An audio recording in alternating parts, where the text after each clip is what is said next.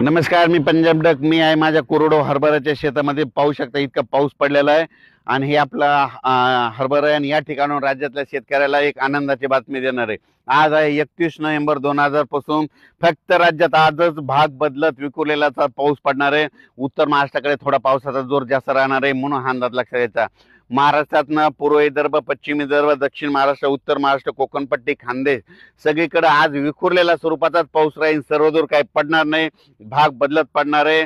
पण उद्यासाठी आनंदाची बातमी, उद्यापासून राज्यातला पाऊस निघून जाण्यास तयार राहणार आहे, जायला तयार झालाय आणि उद्यापासून राज्यात धुके धुळे येणार आहे म्हणून हा अंदाज सर्व शेतकऱ्यांनी लक्षात घ्यायचा. 1 नोव्हेंबर, 2 नोव्हेंबर, 3 नोव्हेंबरच्या दरम्यान राज्यात धुके धुरळे येणार आहे म्हणून हा अंदाज सर्व शेतकऱ्यांनी लक्षात घ्यायचा. 4 तारखेच्या नंतर राज्यामध्ये म्हणजे उत्तर महाराष्ट्राकडून थंडीला सुरुवात होणार आहे. म्हणजे 4 तारखेच्या नंतर म्हणजे विदर्भाकडून अचलपूर, अमरावती, मोर्शी, नागपूर या पट्ट्यामध्ये, त्याच्यानंतर इकडे बुरहानपूर घाटाच्या खाली नांदुरा, जळगाव, जामोद, जळगाव ह्या पट्ट्यामध्ये, सिन्नर ह्या निफाड या पट्ट्यामध्ये 4 तारखेला थंडीला सुरुवात होणार आहे.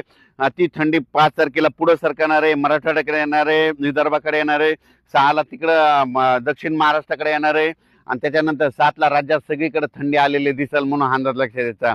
उद्यापासून राज्यातला पावसाचा जोर कमी होणार आहे. पेरणी करायचं तर पेरणी करू शकता, कांद्याचे रोप टाकू शकता, गहू देखील पेरू शकता. वापसा झाल्यावर तुम्ही तुमच्या शेतीचे कामे करू शकता. धन्यवाद.